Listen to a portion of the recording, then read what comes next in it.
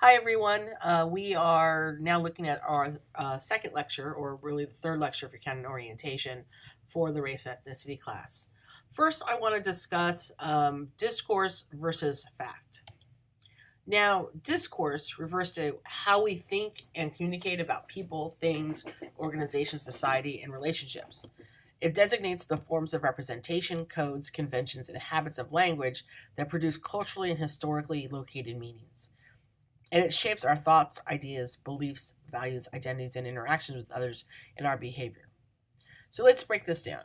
First and foremost, when we think about discourse, it's really about how we think and act about people, things, and organizations. So when I say that, that's really about what kind of popular conceptions or misconceptions we have about social groups of people.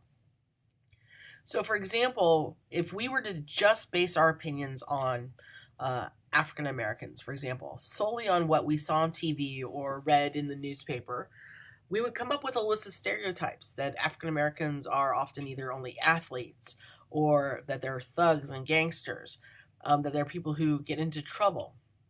Or if we were going to base our opinions on Asian Americans as a social group based on what we saw on television, we would think that they were super students or nerdy or bad drivers, right? These are all stereotypes, right? But they shape how we interact with people.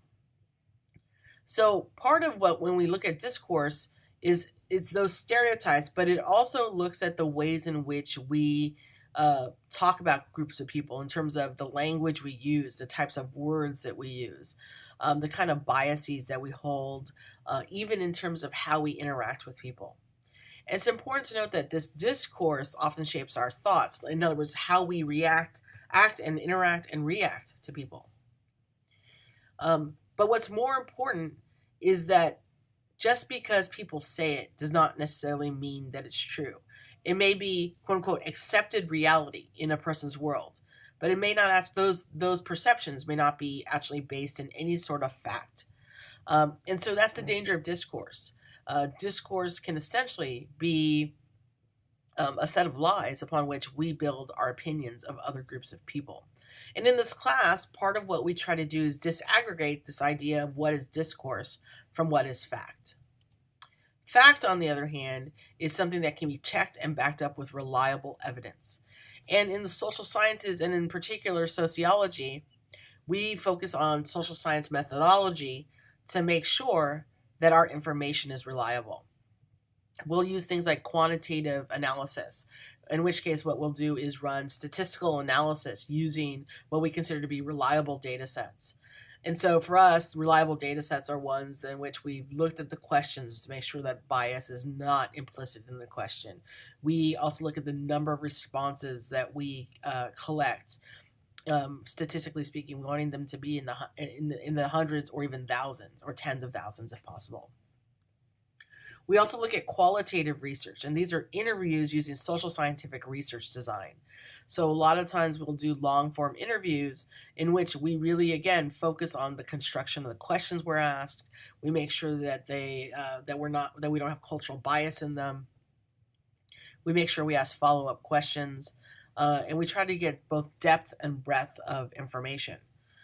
In other words, part of something being fact is also the simple fact that we can often what we call triangulate it.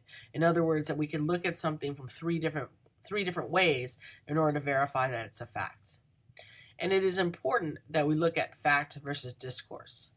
So the assignment that you currently have on Canvas is an exercise in fact versus discourse. And I'm asking you to reflect on fact versus discourse based on your answers to the New York Times presentation. So make sure you go to Canvas and look at the under the assignments tab for the fact versus discourse exercise.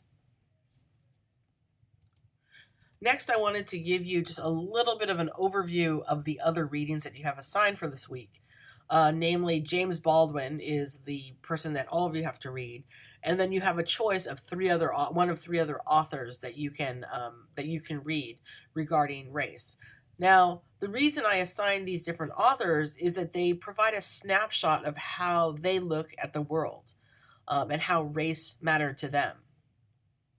The reason I chose to have you read James Baldwin is because I believe he is one of the most important writers on race to have lived. He was born on August 2nd, 1924, and died in December 1st, 1987. And for those of you who have not read James Baldwin or heard of him, I would actually really suggest that you go onto YouTube and Google James Baldwin and listen to a few of his speeches. He was a prolific writer of novels, poetry, short stories, plays, and essays, and he was also a civil rights activist who was born in Harlem, New York. He was part of that era which some people refer to as the sort of Harlem Renaissance, which was really filled with artists from New York, and particularly black artists from New York, that produced so much culturally to enrich American history, but also to really portray the experiences of African Americans in the United States. His early writings were published in his 1955 book Notes of a Native Son. And in 1948, when he was disgusted by the amount of prejudice against both blacks and homosexuals, he is a gay black man. He left for Paris in his mid-20s, where he would spend virtually the rest of his life. Although he did come back to the United States to live, particularly because he felt that he could make a difference in the civil rights movement. In 1957, when he returned to the U.S., he worked alongside Martin Luther King and Malcolm X. In 1961, he published an important essay on race relations and the role of writers in society entitled Nobody Knows My Name, More Notes of a Native Son, which would be followed by the novel Another Country, and soon after what I actually think is a book that everybody should read is The Fire Next Time. I thought it would be important to pull a few quotes of his that kind of capture how he talked about the African American experience. To be a Negro in this country and to be relatively conscious is to be enraged almost all of the time. For me, this is a significant quote because he talks about the fact that, in particular for African Americans at that time period, the number of ways in which they were discriminated against or oppressed meant that so often that they would just be kind of perpetually mad at the lack of equality that they faced. He also wrote that I love America more than any other country in this world, and exactly for this reason I insist on the right to criticize her perpetually. And he says that people are trapped in history, and history is trapped in them. Part of what he gets at here is that one of the greatest forms of democracy is the ability to use our voice. And that because he loves America so much, he feels that he needs to voice dissent as a way in which to achieve democracy. That in the face of inequality, it's important to take a stance. Now, one thing I want you to point out for this class that you really need to kind of think about, and particularly think about this as it relates to the reading journal that you are being asked to keep, is that you need to read literature, speeches, and poetry a little differently than you would a social science article. First, you should always ask, who is the intended audience of this particular piece? Focus on what lines or passages stand out to you. Do the words or passages have more than one meaning? And try to add context to the words that you are reading. In other words, is the author referring to a specific historical moment or figures? Are they referring to other literary works? These are all important things to help you better understand what you're reading. As opposed to the social science essay, it's very much introduction. Here's the past research. Here's how we did our study. Here are the findings. Here are our conclusions. It's very kind of straightforward. But literature asks you to sort of pick apart the words a little bit more. So, for example, in the reading that you have for this week, this is one of the quotes, which I'm not going to read to you, but you might want to pause. And as you're reading this, I want you to think about the different ways in which there are different meanings and ideas infused into this particular idea. And I think one thing you should kind of consider is asking yourself, who is the intended audience? Why is he also advocating this particular perspective? And why does he think that empathy, for example, is really important? You are also going to be able to choose one of three authors to read and compare with James Baldwin. First would be Audre Lorde.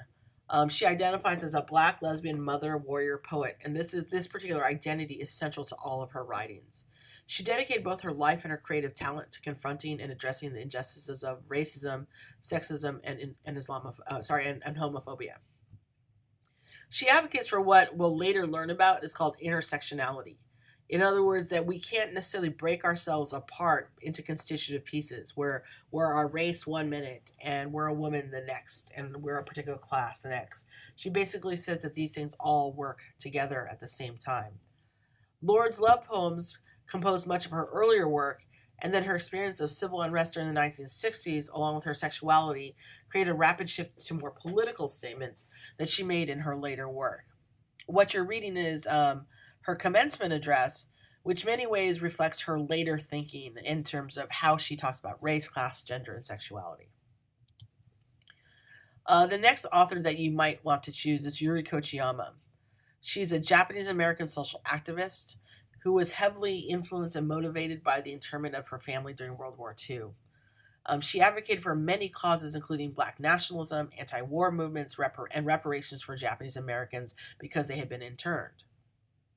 And she was heavily influenced by the work and lessons she learned from Malcolm X. In the piece that you have a choice to read, she reflects on what she learned from Malcolm X and how she came to work for and advocate for black nationalism. I think that this is a fascinating case of understanding how we work across different racial groups and racial differences. And then finally is is Cesar Chavez. He was an American labor leader and civil rights activist. He worked alongside Dolores Huerta and Philip Vera Cruz to form the multi-ethnic United Farm Workers of America. He advocated for the rights of farm workers, and some of the core issues that he talked about included fair wages and the impact of the use of pesticides, particularly on the migrant farm workers who were helping pick crops. He believed in nonviolent protest, and in fact, he stood side by side with Dr. King. He led a boycott of grapes in Delano, and he also led marches. I think what's interesting about this particular piece is that he reflects on the importance of Dr. Martin Luther King as it relates to the farm worker, and again, presenting another moment of speaking across different groups. So use this information to sort of inform how you're reading the different pieces, and this is the discussion board for this week is based off of these particular authors.